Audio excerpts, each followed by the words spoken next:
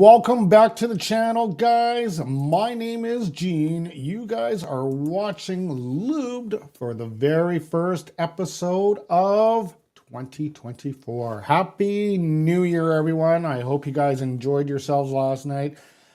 Stayed safe, first and foremost, and just had an amazing time with family and friends. I didn't really do much last night. I took it actually very easy. I worked a little bit on the channel for today's episode, but I didn't really do a whole lot. I'm kind of boring, but whatever. Anyway, some good news coming out of Oiler Nation as this team is like on fire now. 13 wins in their last 16 games. That's a pretty impressive comeback from where they were back in early November, just prior to, well, I guess November 13th is when Chris Knobloch took over.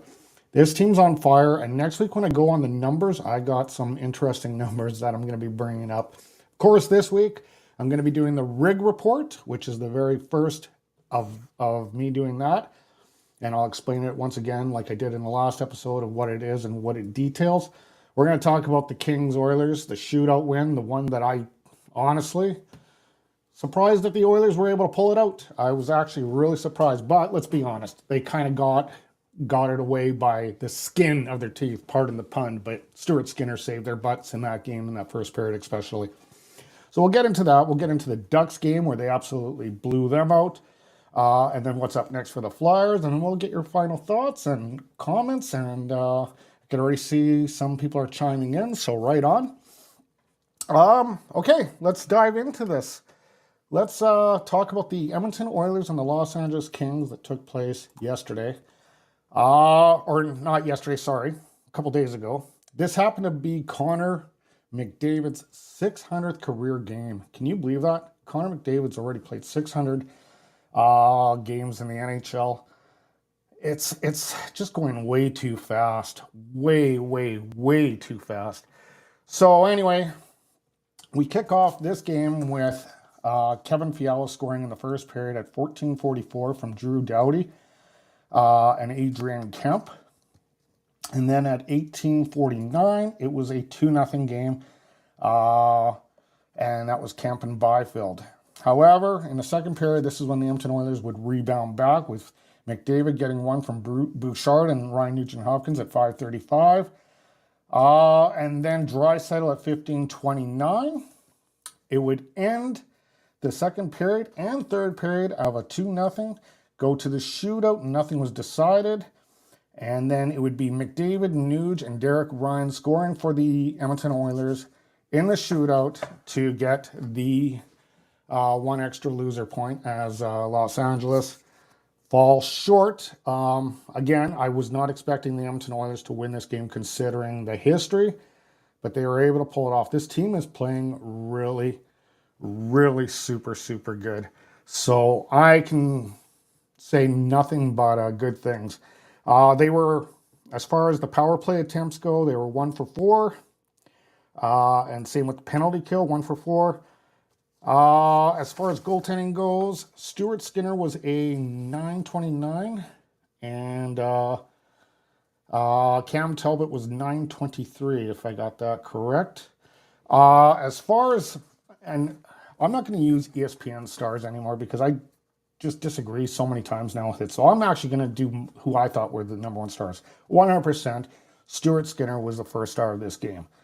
The saves that he made in that first period kept him in this game. You know that saying, you got to steal a game once in a while? Well, this was one of those games that he stole. So it was nice to actually see our goaltender steal a game. McDavid, I would give the second star. And then I'm going to give Derek Ryan the third star. ESPN had Derek Ryan listed as the first star, which, okay, he got the shootout goal, but did that give him the first star status? I don't know. And then they had Camp and then McDavid. No sign of Skinner when Skinner was absolutely lights out in this game. So definitely giving him the first star on that one. That's just the way it has to go on that one. So then they take the bus down to Anaheim, which is not a very long drive at all. If you've ever been in LA, and absolutely destroy the Ducks, like crush them. Absolutely crush them. And an interesting fact here regarding their New Year's games. So I did actually change this morning, but originally it was 20 times. I changed it because they did win yesterday. But prior to yesterday's game, it was actually 20 times they played, winning only 3, 13, 1, 2, and 1 record, which was giving them hovering around a 0.250 win percentage, which is worse than their worst season ever. So that just kind of tells you where the Edmonton Oilers stand when it comes to the New Year's games. I know I went to one way back in Edmonton when I was still living there. We got free tickets. I was like 5th row up. This was Darnell Nurse's probably 2nd year, I think. And it was a 1-0 game. This is when Getzlaf was still playing. And it was just, they just totally congested the ice. It was a boring game, but it was nice to have like tickets that close to the ice surface. It was really interesting to see how fast they actually do skate. And boy, oh boy, they did. What you see on TV is one thing. When you actually at the game, you really get to an understanding of why they are the athletes that they are and why they get paid the way they get paid. So anyway, yes, they go on down the road to Anaheim. And this was pretty much like, this was a Edmonton Oilers game, 100%. There was no chance for the Ducks in this game. And I'll tell you right now, what I am so impressed with is the secondary scoring we're getting out of McLeod, Foegele, Derek Ryan. Like these guys have really picked up their weight. That second line is really looking good with Foegele and Draisaitl and McLeod. That second line is probably one of the best lines in hockey right now, I'd say. So anyway, this one would start off at 4:15. It is McLeod from Warren Foegele. We have a 1-0 game. Then at 9:10, Anaheim would get on the board with Max Jones from Ryan Strome and Zegras. Then at 17:22, Kane would return to the lineup. So obviously whatever was ailing him in the last game against LA wasn't enough to keep him out of this game. He would make it 2-1. In the second period, it would be Draisaitl, Foegele, and Foegele again. Like Foegele, 5-point night for Warren Foegele. We're talking Warren Foegele here. We're not talking Connor McDavid. We're not talking Leon Draisaitl. We're talking Warren Foegele. So an amazing night for him. Alex Killorn would get one in the third period at 4:49 from Raku Gudis. Then it'd be Hyman and Kulik closing this out. The Oilers peppered 39 shots on goal. Anaheim had 30. They were both 0 for 4 on the power play. Pickard was in net. Another good outing for a goaltender again, as he also will be one of my stars in this one too. .933 save percentage. Gibson was a .821, and that's really not to Gibson's fault. It was like he wasn't getting any coverage at all, kind of like what the Edmonton Oilers were giving Campbell and Skinner back in October, November. First star, I got Warren Foegele. Second star, Pickard. And third star, Leon Draisaitl. So, yeah, another amazing game. I'm impressed, man. I am seriously impressed with this team. This team has totally done a 180 from where they were a couple months ago. All right, guys, let's introduce the rig report. And I'm just going to break it down one more time of how I came to the conclusions that I do. So what I did is I made an Excel spreadsheet. I used the if formula on this particular spreadsheet. And basically designated grades for where they rank within the league. Okay, so if they're like first or second, they're A+, I think. Third to fifth, I think, is an A, and it goes all the way down to a fail. All right.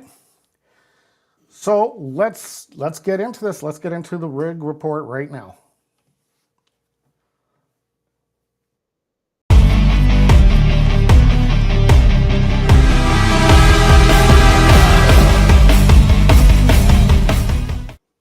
Okay, so as you can see, it's basically a report card. And because I didn't do it in October and November, we're going to start here in December. So every time I do this, it's going to be from the beginning of the year to that point. So this does not, because of my time commitments, this does not include yesterday's game. It goes up to the LA game. Okay, we're going to start with, and I know it says $.sign. It's actually supposed to be point percentage. We're going to start off with point percentage. The Edmonton Oilers right now are, or win percentage actually, is the way it should have been, 19th in the league. So that would put them at a C by my grading standard. When it comes to shots on goal, they are third in the league, which gives them an A. Pop up. There we go. So yeah, they get an A for that. When it comes to shots against, they are actually pretty good with that as well, as they are an A as well with that. They are ranked, I don't know, I think they were ranked 4th on that one. Power play percentage, they are ranked 6th, which actually surprises me that they are actually this low. So I gave them an A- on that one. Considering that this team basically blew the records out last year on the power play, it is actually kind of surprising that they have actually struggled on the power play this year, but they struggled in a lot of areas. So right now they're playing good. I don't want to be Debbie Downer, continue to talk about October and November. That time is gone. It's past. We're talking about a good hockey team. Penalty kill is an area that they definitely struggle at, and this one they get a C because they were 20th place in that one. Goals for. This is something else that kind of surprises me. With the likes of McDavid and Draisaitl, they get a B- as they are 14th in the league on that one. When it comes to goals against, for letting goals in, they're 11th in the league, which gives them a B. When it comes to the save percentage, now again, I had to do save percentage a little bit differently. It doesn't get rated from 1 to 32 because it's really an individual effort. Basically who your best goalie is basically your strongest link in the chain. So Stuart Skinner is 47th in the league, okay, which unfortunately gives them an F. And I accidentally hit the face-off percentage, which is an A-. They're actually pretty good on the dot, 8th in the league on that. So what does that mean? The overall grade, after I take all these averages into consideration, and of course the goaltending one that really sunk them a little bit, I am giving this team at this point a B-. They've improved a lot. I would like to have done this particular thing, the rig report back in October, November. I bet you they would have probably fails, to be honest with you. But they've really cleaned up their game since Knobloch has come back in. Loving what I'm seeing. I'm sure all you guys are. So there you have it. My first rig report, I am giving the Edmonton Oilers a B-.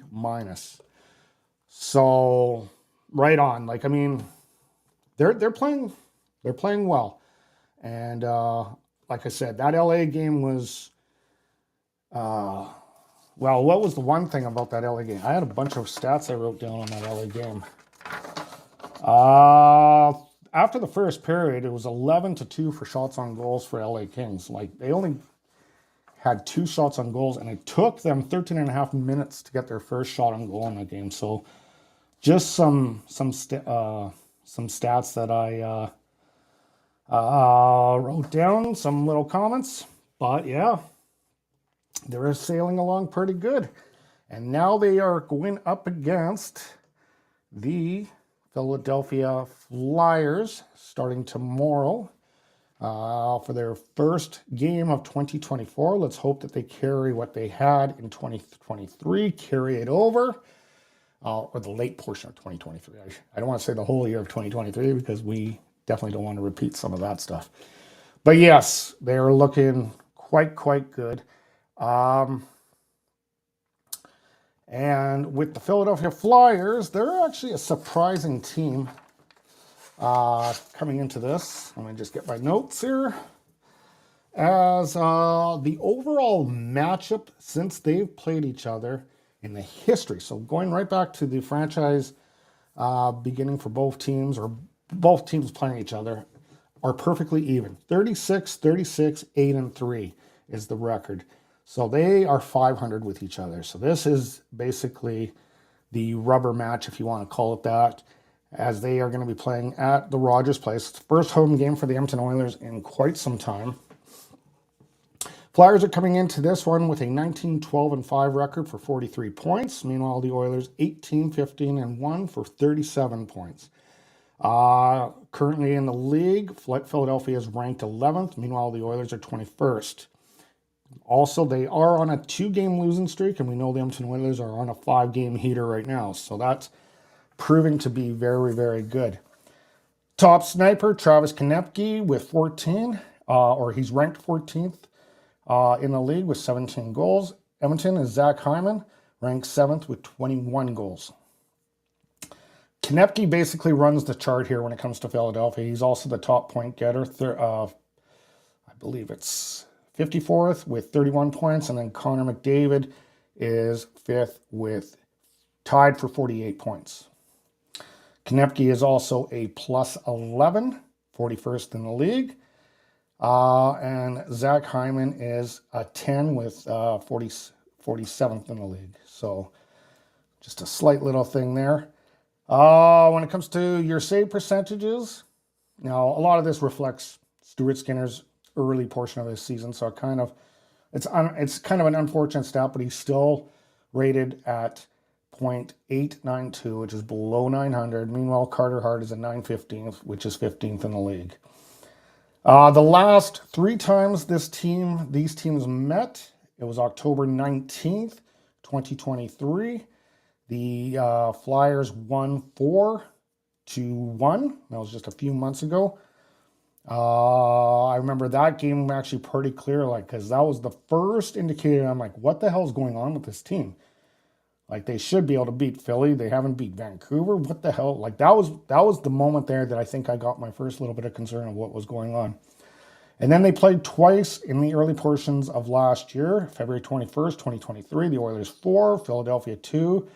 And then on February 9th, they were at the Rogers Place where the Flyers won 2-1. So there you have it. Goals for Philadelphia is 24th in the league with a 2.94.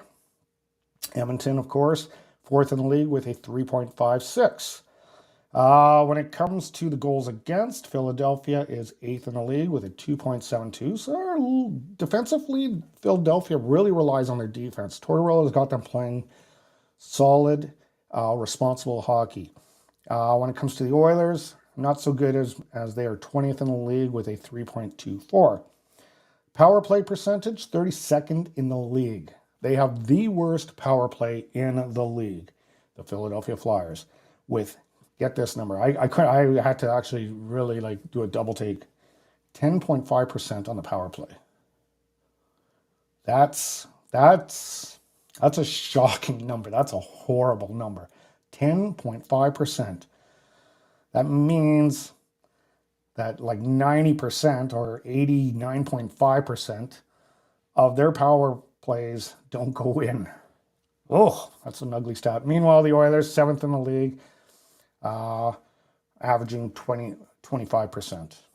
So that's a huge difference. That's a 15-point difference in percentage. It's crazy. Penalty kill, Philadelphia again. That's where they excel at, is their D work. They are 4th in the league with 85.7. Meanwhile, the Oilers 20th in the league at 79.2. The key injuries that we have to note that we have to make aware of: Ryan Ellis. I'm not sure what's up with Ryan Ellis, if his career's over, as I haven't heard that guy play for a couple years now. And then Noah Cates for Philadelphia. Sam Gagner listed day-to-day. Dylan Holloway still out with that knee injury that I think he had a torn ACL is what it was. So, yeah, we hope to see. Right now, the team actually has been pretty healthy. So we can hope that we will stay healthy in 2024, make a good run here, and go forward from that. All right, guys, I think it's time to get into your questions and comments here. There is a few, so let's just see here. We got Renegade Man, and Renegade Man has Adam Ermey has more goals than Connor Brown. I think everyone in the league has more goals than Connor Brown. Yeah, and the sad thing is we have to pay the brunt of that contract next year. Luckily, the cap is going up, but basically, that extra $5 million that we get or whatever isn't really a bonus. It's just to pay off his contract. So yeah, not good. What else do you got? I think you just got what I basically said here. His bonus money is going to be a huge problem for next year. Again, I wouldn't say a huge problem because the cap is going up next year, but it's definitely going to be a hindrance considering that they did have this money. But we'll see what happens here. What else do we got here, Renegade Man? Should they go for a goalie or Pickard? Pickard is okay. You know what I'm starting to really, really see when it comes to this? I don't think the Oilers necessarily need to go for a goalie. I still kind of wouldn't mind them kind of playing the field. But I was talking to a buddy of mine just over the holidays here. And I think someone was trying to package up a deal, but if they were going to take Campbell's contract, they wanted Draisaitl, and there's no way that Oilers are going to package Draisaitl up. Like, there's no way. What I would like to see is Olivia Rodrigue get a chance, because right now he is the best goalie in the AHL, putting out outstanding numbers. I think he might be ready to give it a crack. I don't think I had his numbers written down, but he is playing some amazing hockey in the AHL. Take a look at what his numbers are. Maybe I'll bring it up to light on my next episode. And the final one from you there, Renegade Man. I wonder if Holloway will play in the third line. McLeod, Foegele, and Draisaitl line is doing. Yeah, until Knobloch has a reason to separate that line, leave it. If it ain't broke, don't fix it. Leave it. And we know what happens when it comes to that. These guys like Woody changed up a lot, and that could have been very well his demise at the beginning of this year that led him to being fired. Okay, I think that's about it. I'm going to wrap this comment up here. And just hope that the Oilers can continue taking on this role of being really good. I like how they're talking. Like, anytime I see a McDavid interview, McDavid always states, and he said it in every interview, it's not about his personal accolades. It's about winning a cup. And I love that. I think he's a true captain for that. More and more, I'm starting to see him actually step up to the plate and be a captain. I was skeptical when he got the captaincy at such a young age. But right now, he's definitely proven to be a solid leader. So kudos to McDavid. Anyway, guys, I think that's going to be a wrap for tonight. I should be back on, what is it? Tomorrow's Tuesday, so I should be on Wednesday, I'm hoping. If not, it'll be Thursday, but regardless, I should be on Wednesday, and we'll have another discussion and hopefully some more stuff to talk about. Thanks for chiming in, Renegade Man. And as always, guys, stay healthy, stay happy, stay hydrated. We'll talk soon.